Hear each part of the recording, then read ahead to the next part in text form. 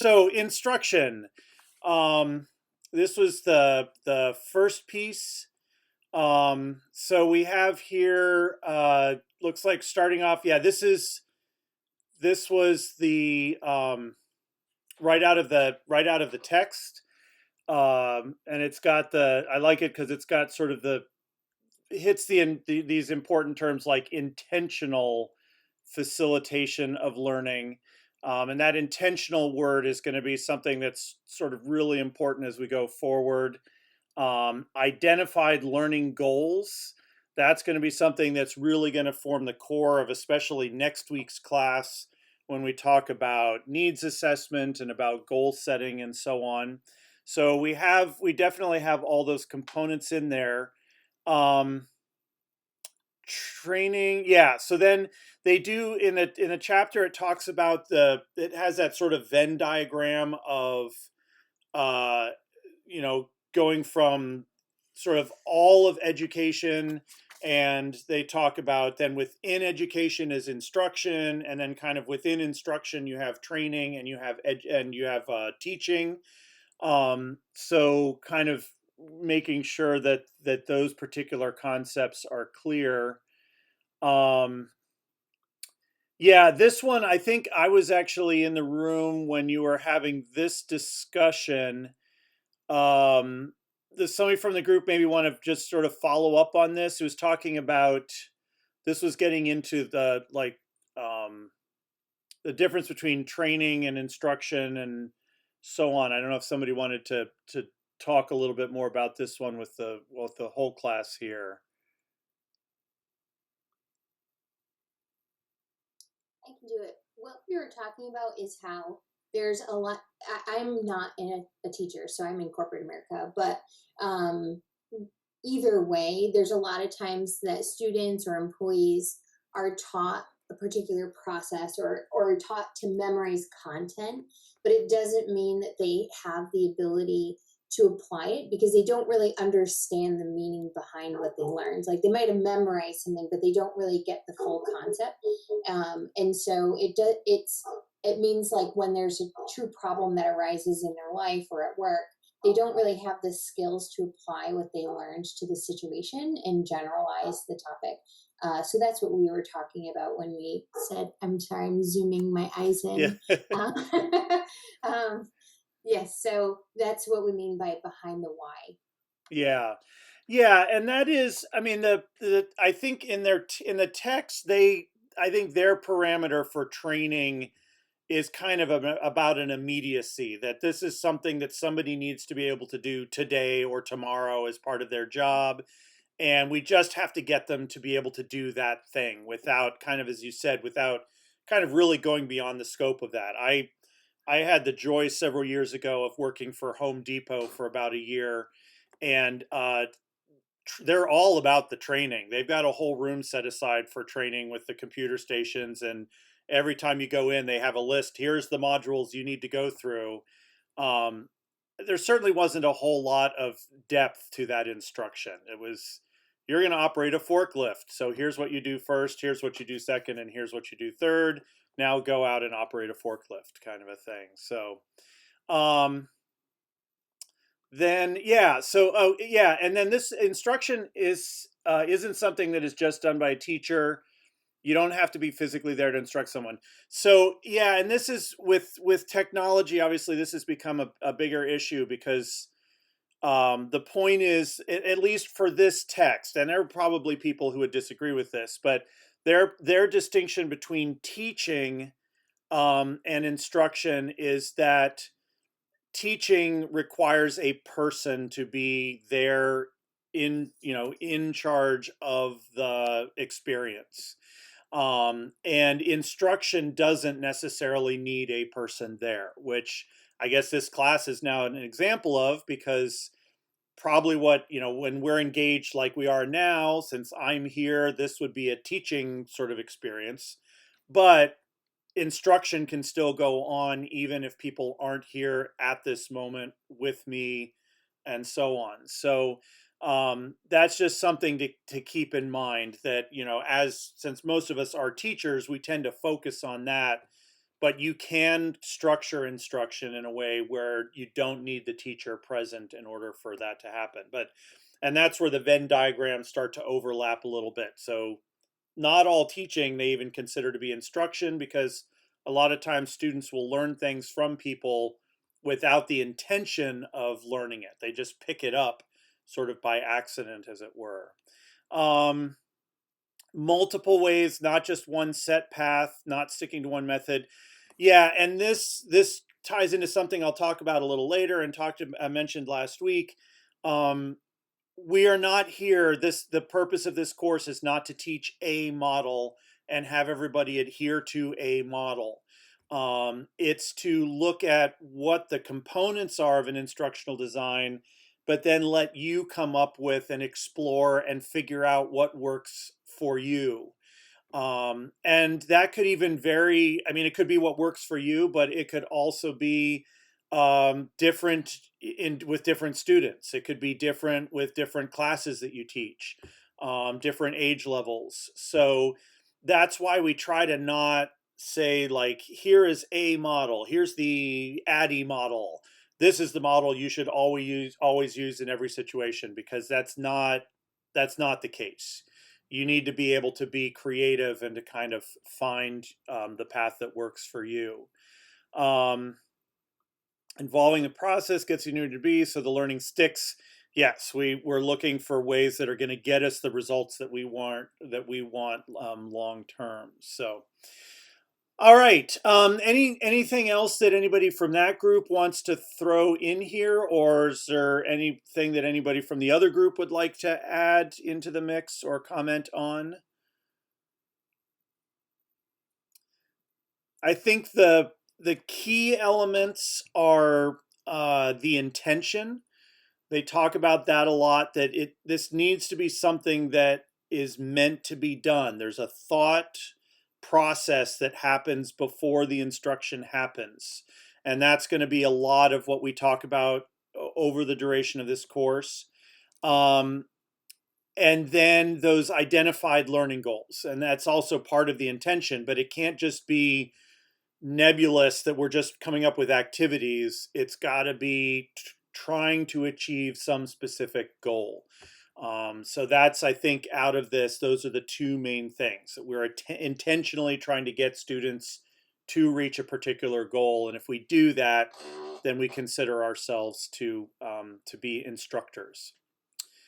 All right, let's flip over then and let's see what we've got over here on the design side. I'll try to zoom in here a bit and try to get this a bit easier to see. All right, so we kind of have it broken down here into a couple of lists. What is design? The next step beyond planning. Poor design can lead to unmotivated and ineffective learning. So maybe somebody from this group, if you want to, oh, I guess here we go, planning. So this here we pick up on it here. So in terms of the planning piece, because I know they do talk about that in the chapter, um, how does the planning thing work in the design model, or in what design is? Does somebody want to just kind of elaborate on that a little bit?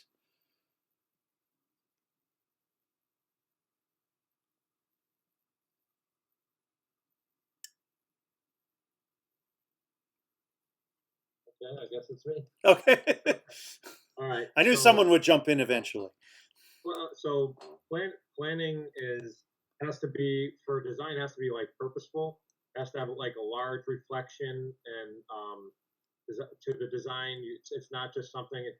That's why we talked about like like poor planning is like non-examples of design, because planning has to be purposeful and thoughtful, reflective, foreshadowing. Good. It can be difficult to be reflective and flexible. So I don't know. The article talked a lot about like make sure your design is make sure you reflect, make sure it's creative, make sure it's intuitive, it's engaging. So I think that's where they were going with being creative and engaging. So planning, you can't just plan. You have to make sure your planning is intentional. and purposeful and reflective, and you have goals and like all those things. So it just needs to be more than just planning, just a plan. Right. Yeah, I think they kind of use planning as the springboard. I think everybody understands what it means to plan something. I think for something to reach the level of design, it's kind of like degrees of intention or degrees of care that you can just throw a plan together. It wouldn't really be considered having designed something. If you're going to design something, you have a plan, but that plan is executed and created in a much more careful way. So it kind of comes back to what we were just saying with instruction, that element of intentionality. You have to mean it. You have to really pay attention to the process and why you're doing each thing in the process, in order to get there. So, yeah, and some of these other things which you were talking about, reflection first. If you're going to plan, and this is going to be again one of the main topics for next week, but identifying instructional problems is actually something that we've found a lot of people struggle with.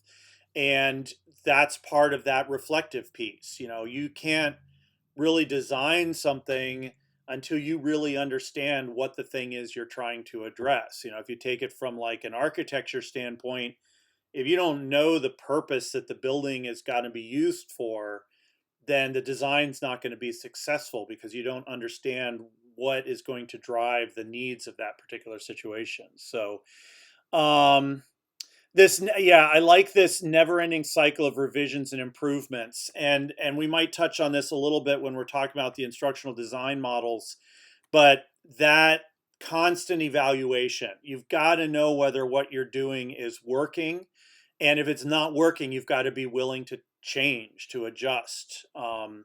So, one the model that I didn't have everyone look at because I think that most people had some experience with it is the ADDIE model, and that the ADDIE model is certainly very popular and very well used, or used quite a bit. But one of the acknowledged weaknesses in the ADDIE model, if you follow it faithfully, is that you don't actually get a sense of whether it's working until you've gone through the entire process. And by then, you've sunk a lot of time and energy into the creating of what you're creating. So, a lot of the other models build in these cycles of revision as it goes, and you just have to be willing to change and to adapt, as a process goes. Um, yeah, creativity. I think I popped into the room right when you were discussing this, but this is something that they also point out is that, um, you if there was one right way to do instructional design, then a lot of people would be out of work, and B, like instruction would be perfect. We'd be getting every result that we want out of every student all the time. Um, as we know, that doesn't happen. I think somewhere early in the chapter they say your goal should not be perfection, but to do something like do the most good with the least harm or something along those lines. But a big part of that is the creative piece, because there isn't one solution that fits every situation. You have to have the creativity to find and try things out that maybe haven't been tried out before. Um, so, to do that, you need to become educated so that you have as wide a field as possible to draw from. Jazz musicians don't just become jazz musicians. The really good ones are as good as they are because they've listened to everything they can get their hands on, and everything they hear becomes a piece of what they then incorporate. Um, and I think it also talked in the article about continuing to see the big picture. Don't get lost in the details. Don't lose track of where you're trying to head. And that's a piece of creativity too, is to not sort of let the little details, get in the way. So, yeah, so, in terms of the design piece of this, it ties again that intentionality word, I think it just keeps coming back. You have to do what you're doing with intention for a reason. And to have that intention, you need to understand the situation that you're trying to address. You need to know the needs. You need to know the students. You need to know the content that you're delivering. You need to have all of that in hand in order to be intentional. And that's going to be a big focus of all of this. Yeah, anything else that anyone would like to add into that, to either part of this, or just general thoughts maybe coming off of the reading for yourself? Anything that didn't make sense to you or was a question mark?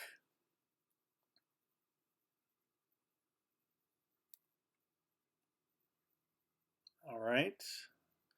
I'll take that to mean that it seems like we're in good shape. All right, so we're going to keep that in mind now that you're in a class called instructional design. Hopefully this maybe helped to focus a little bit about your thoughts about exactly where we're headed with this as we move forward. So